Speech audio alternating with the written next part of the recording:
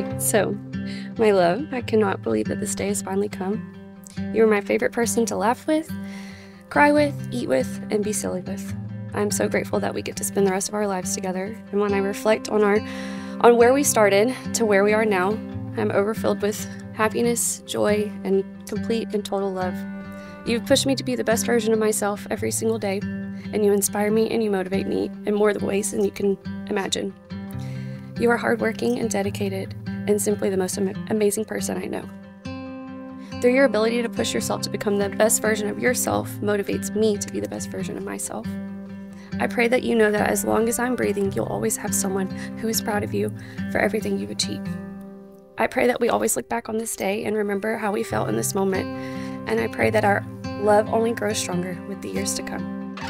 Again, you are simply my favorite person, and I cannot wait to be yours forever, and I can't wait to have lots of babies.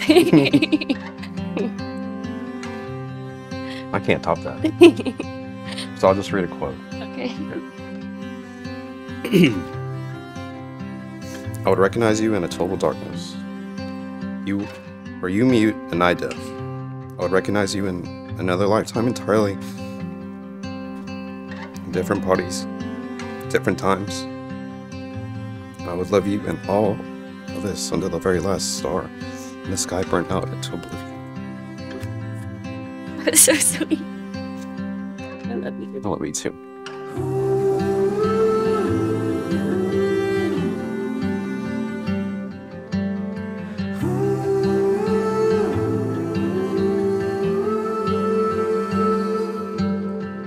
Beautiful sight it is to be gathered with your family and friends today. So many people here today who love you so much. In our gospel reading, we hear the very first miracle of Jesus, and how appropriate that first miracle was at a wedding. It tells us how important what we're doing today is, not only to you and to your family and to your friends, but to the Savior who loves you so much.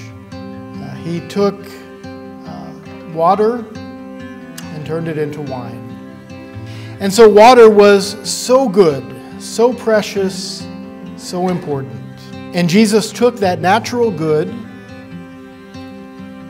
and by the grace of God elevated it into something spiritual.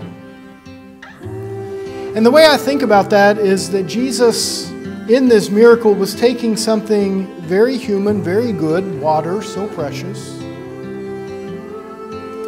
and elevating it into something supernatural. Megan and James, I think that's what God is doing for you today as well. He's taking your lives, especially the last several years that you've shared together that have prepared you for this moment. Something very good and beautiful and natural, the love that you share for one another.